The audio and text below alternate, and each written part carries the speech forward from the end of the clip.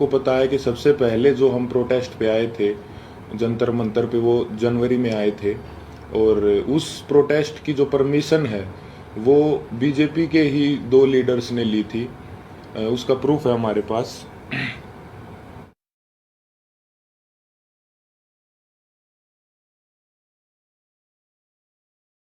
Protest की जो permission जो जंतर मंतर थाने से ली गई थी, वो बीजेपी लीडर तीर्थ राणा और बीजेपी लीडर बबीता फोगाट ने जो वो परमिशन ली थी, जिसका प्रूफ भी अभी हमने आपको दिखाया। तो ये कैसे हो सकता है कि ये आंदोलन जो है वो कांग्रेस ने करवाया? इसके लिए मैं धन्यवाद करना चाहूँगा बीजेपी लीडर जो हैं बबीता जी और तीर्थ राणा जी का, कि उन्होंने जो है पहलवानों को एकजुट करने का काम किया। वासियों को और सभी खेल प्रेमियों को मेरी राम राम। सबसे पहले तो मैं मेरी दोस्त साक्षी मलिक ने जो बेबुनियाद आरोप मुझ पे लगाए हैं, तो मैं कहना चाहूंगी, एक कहावत है कि आंखों देखा और कानों सुने पे विश्वास नहीं करना चाहिए। और ये कहावत जो है साक्षी बहन की बातों पे चरितार्थ होता है। और आपने देखा होगा कि जो परमिशन लेटर साक्षी बहन दिखा रही है, उसके ऊपर कहीं भी मेरे हस्ताक्षर नहीं है और कहीं भी ऐसा कोई प्रत्यक्ष प्रमाण नहीं है। और साक्षी बहन, अगर आपको राजनीति करनी है तो आप खुलकर आइए, किसी की भावनाओं के और संवेदनाओं के साथ खिलवाड़ मत कीजिए।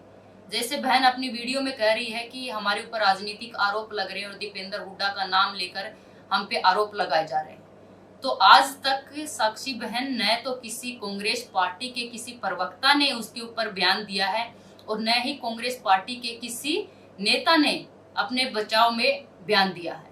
बावजूद इसके कि आप उनको काउंटर करने के लिए हर आदमी को आप ही जवाब दे रही हैं।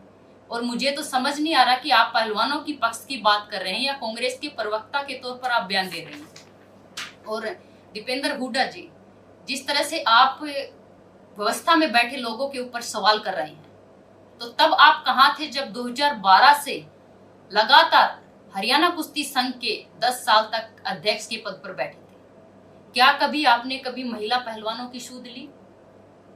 क्या आपने उनसे कभी उनके दुख दर्द तकलीफ को जानने की कोशिश की? क्या कभी आपने इस बातों का संज्ञान लेने की कोशिश की?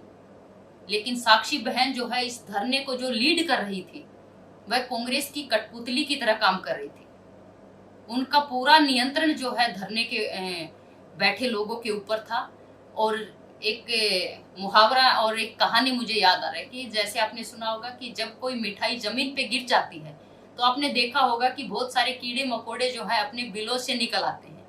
और वही हुआ, सबने देखा और सभी ने पहलवानों के कंधे पर बंदूक रखकर अपनी अपनी बंदूकें चलानी शुरू कर दी। और एक भारतीय होने के नाते, एक पहलवान होने के नाते मेरा भी खून खोल रहा था। लेकिन साक्षी वीडियो में ये जितनी बचकानी बातें कर रही थी, कितना भोला बनने की कोशिश कर रही थी, और अब सारा बोझ जो है वो औरों के कंधों पर डालकर खुद पाक साफ होना चाहते हैं। कितना शातिर दिमाग है साक्षी बहन आपका। खाप पंचायतों के जो चाचा ताऊ, जो मेरे भी चाचा ताऊ हैं, मुझे गर्व है कि मैं एक किसान मजदूर की बेटी हूँ। उनके विरोध में होना तो सपने में भी नहीं सोच सकती। और मैं इसी समाज का हिस्सा हूँ और इनका इस्तेमाल करके अब इनको बोना मत करिए, यही सबसे बड़ा पाप है। हाँ बहन, यह जग जाहिर हो चुका है कि आप कांग्रेस का हिस्सा बन चुकी हो और सबके सामने आकर क्यों नहीं बोलती। और रही बात, अगर किसी भी मेरी बहन के साथ कुछ गलत हुआ है तो मैं उनके साथ हूं और साथ रहूंगी हमेशा। लेकिन उनके लिए कोई भी अगर मुझे कुर्बानी देनी पड़े तो वो भी देने के लिए मैं तैयार हूं।